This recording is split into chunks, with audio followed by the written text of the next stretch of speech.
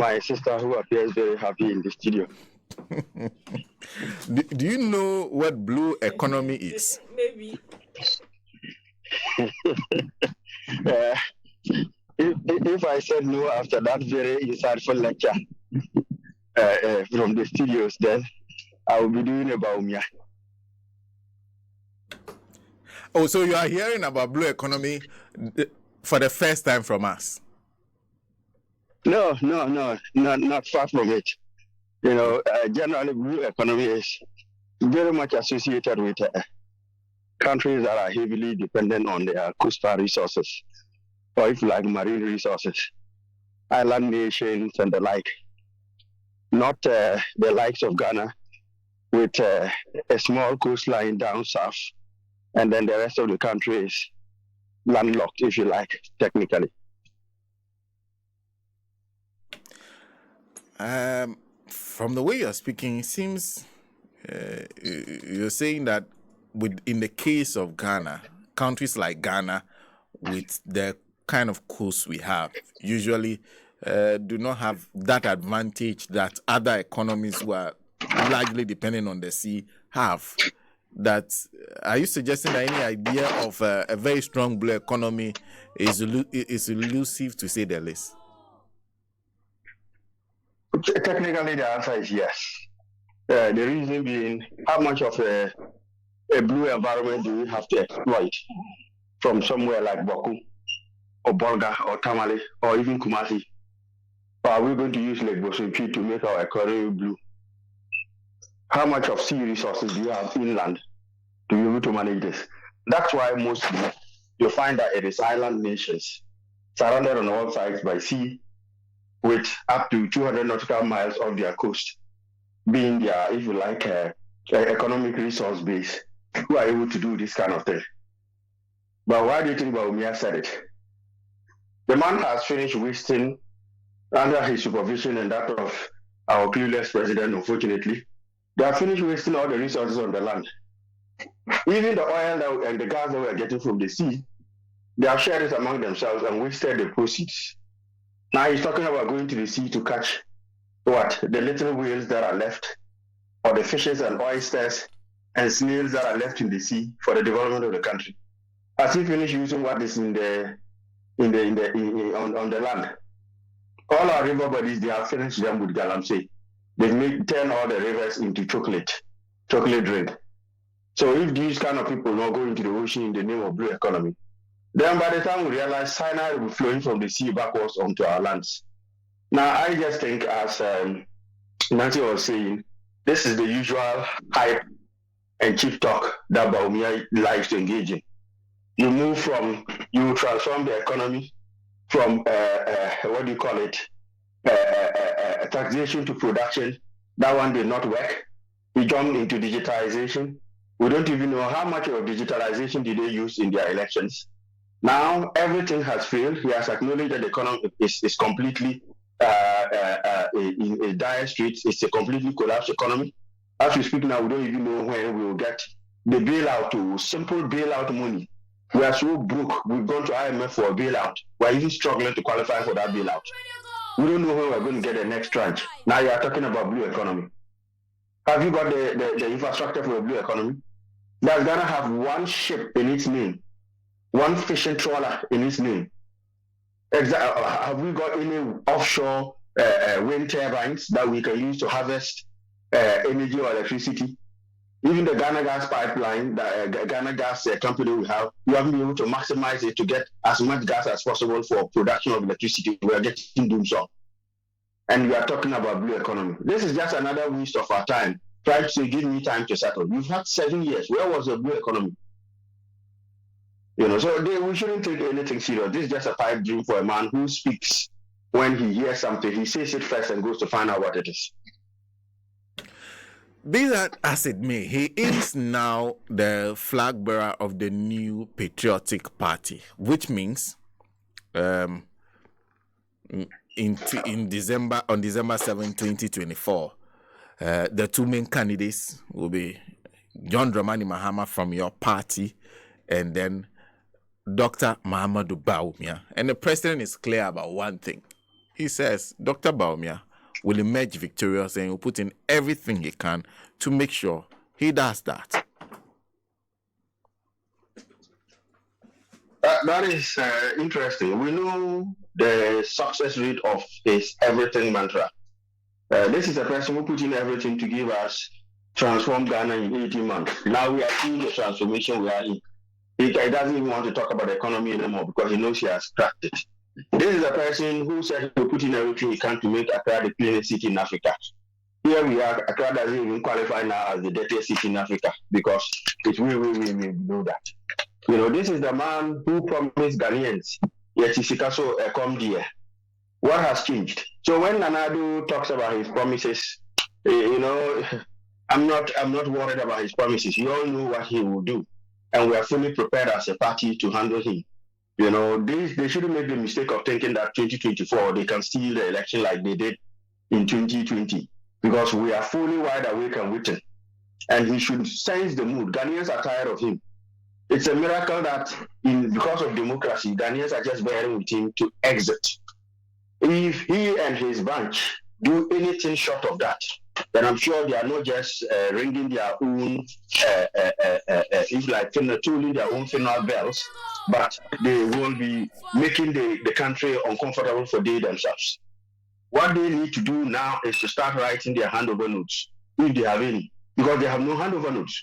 You have handover notes if you have done something.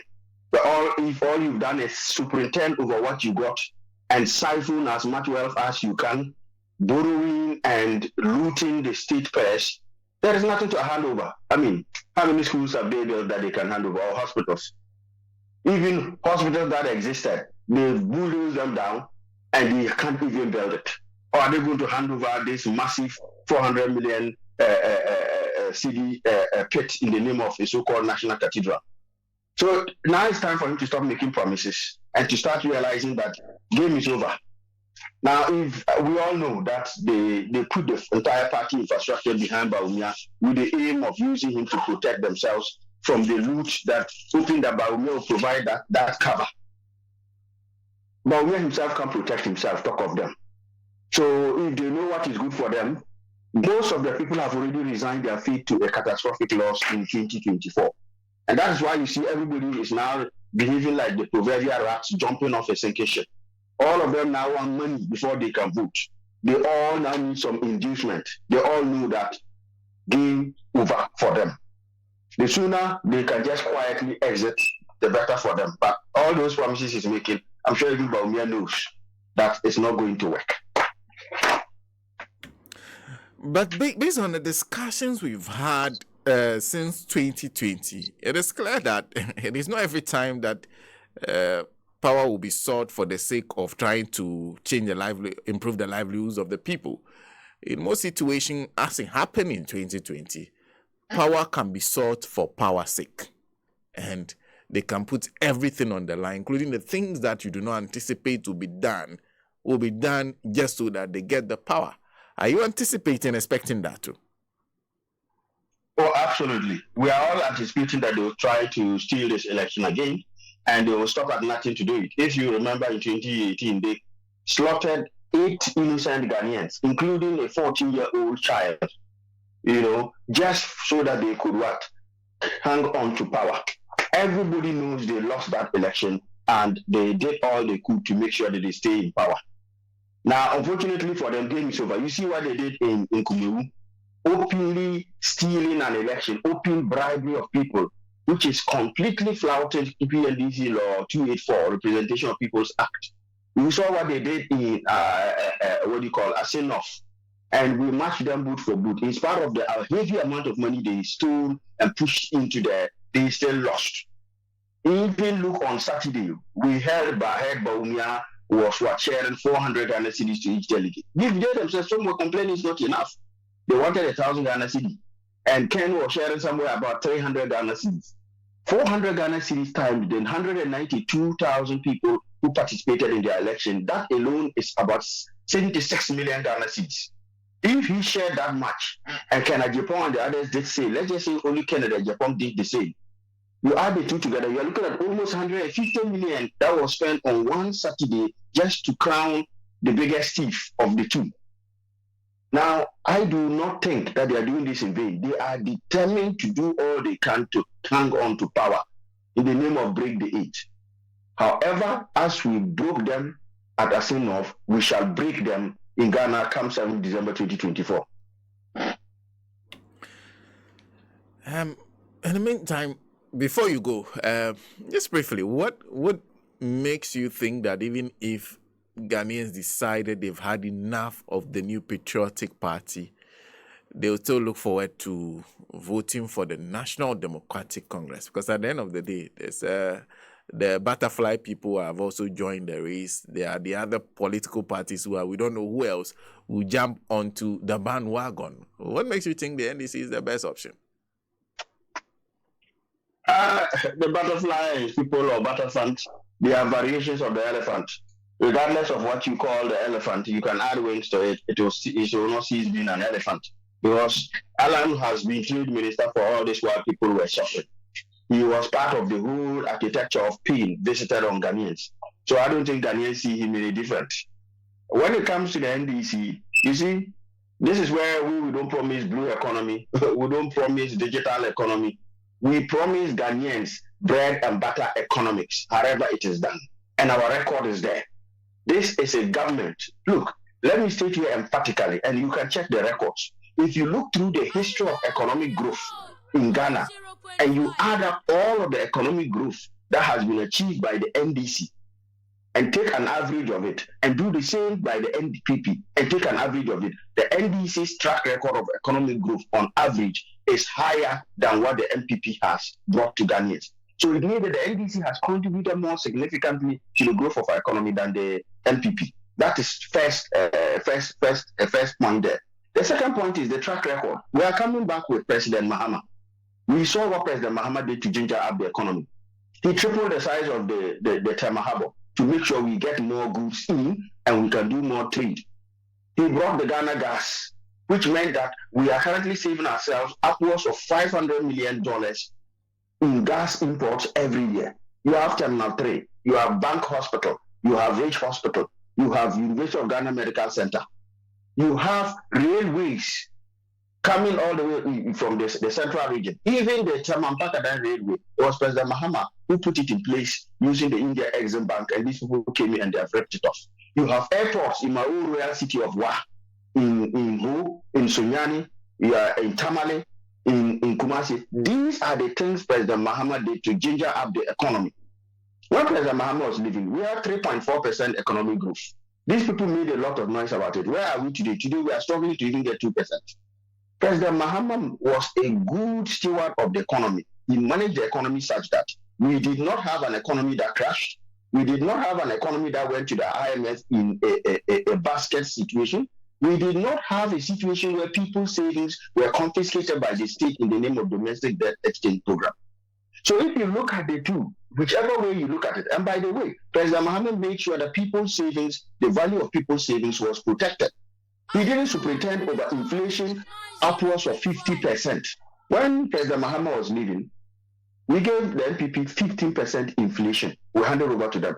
In fact, under President Mahama, our country was blessed to have 33 solid straight months of uninterrupted single-digit inflation. That is the record we're looking at. Good economic growth, the highest ever economic growth recorded in Ghana, 14.6%, was recorded under President Mahama when he was Vice President and Chairman of the Economic Management Committee. This is President Mahama, who's not an economist too. We have these bogus economists, these book-long economists with our industrial input who goes to read book and come and quote ceteris paribus to us. What has he given us? 0.4% was what we in his fourth year. President Mahama's fourth year was 2.4%. They are at 0.4%. The highest economic growth rate they topped in these 4 years, in these 7 years, is virtually half of President Mahama's highest of 14.6%. So when you look at it from that issue-based politicking, you look at it and compare. We are no longer in 2016 where people could compare their utopian promises to the reality of President Mahama's performance. Now it is performance for performance, boot for boot, man for man, fire for fire. President Mahama's record and the NDC's record on the economy And on transportation, you can see all the interchanges that they've tried to even steal. On healthcare, on education, the e-blocks, the hospitals, his record across every sector of the economy stands shoulders way above that of this pathetic administration led by Dr. Pinocchio, who is now being made their flag bearer. And so the good people of Ghana can see it, and that's why Sankofa is the name of the game. We're going back to the good thing we left behind by that roadside to pick it up and move Ghana forward. Did I hear you call him Dr. Pinocchio? Oh, yes. Why? Pinocchio was one of the favorite stories. You know, Pinocchio had a penchant for speaking untruths. Anything he peddles is not true. Anything he says he has locked the dollar. It turns out he probably locked up the Liberian dollar, not the US dollar. He tells that no country will have water problems in what do you call it? In 2 years, no village will have water problems or toilet problems. How many villages have still not got it? He talks about digital economy. How digitalized is Ghana's economy? Having abandoned that, he moved from being, he said he worked at Bank of Ghana, he knows the money is there. Of course, they went and printed the Bank of Ghana into bankruptcy. You know, printed money at Bank of Ghana into bankruptcy. There is no fiber of truth in Bawumia. That's why some people now call him Bawumia. You know, Bawumia, like a liar. There is no fiber of truth, and that's the fact of the matter. You go through all his speeches and everything he has said, and let us try and find out the percentage of truth ladled in his statements. Conrad, thank you very much for speaking to us. You are welcome. Thank you. Mr. Conrad Dumba is Chairman NDC UK Ireland, speaking to us live from the UK. Taking us to 6 minutes past 9. I'll pick your calls very shortly. I haven't done that in a while. On the election of Dr. Bawumia as the flag bearer of the new Patriotic Party going to the 2024 elections. But before I do that, just a few messages from those of you sending us messages via WhatsApp line. And then we'll move on to a discussion on this issue of the renal unit, especially the OPD. The OPD of the renal unit of the Kolebu Teaching Hospital. We'll pick your call shortly. But first, let me do one or two messages.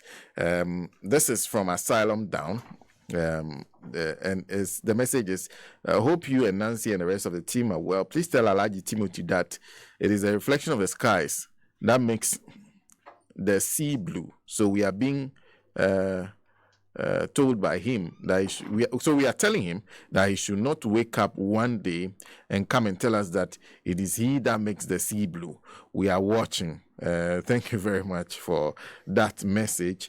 There's Nick in Ofanko who is also joining us. Please tell RKB with the listeners of Radio Good are waiting for that one is Nancy's production. The famous Man Junior production. That show. Okay. So, see what can be done. This one is by Ajano from Akufo-Addo, who says we should ask the Vice President, is Chelsea's blue? Is it Chelsea's blue or Abidjan's blue? I see. Then this one from Efokoshi Dovlo of Abo says Akufo-Addo can only use the EC boss Jean Mensan to steal the election, and they use their bench to defend her. MPP never again. That's a message coming from Efokoshi. Efokoshi, thank you for that message. There's this one which says, Senator, what we are not talking about now is over 5% absentee voters. Maybe it was an party or those who followed Mr. Chamantin to exit the party. We see Boatin in Italy. In fact, we are not done with the discussion, but we haven't even gotten the rejected ballots to the absentee voters and the messages that those are sending.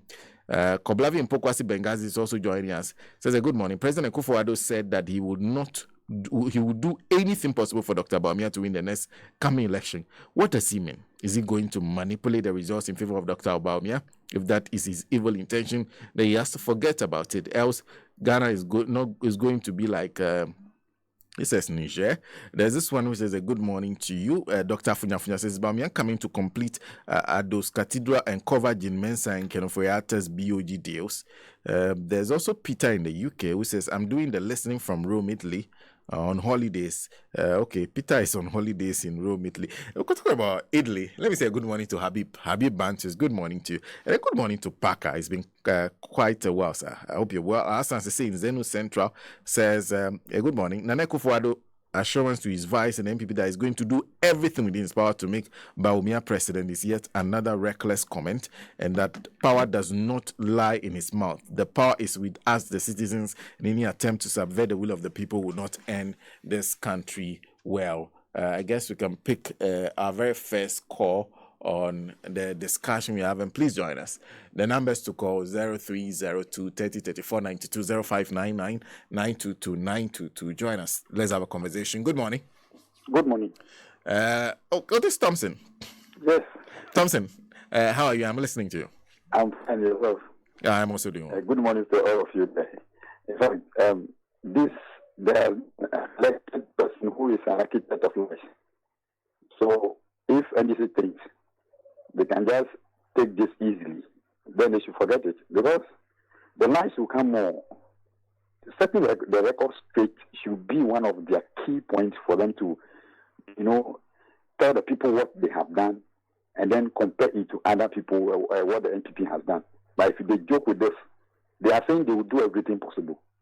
You know everything about the court and everything. So they should back up.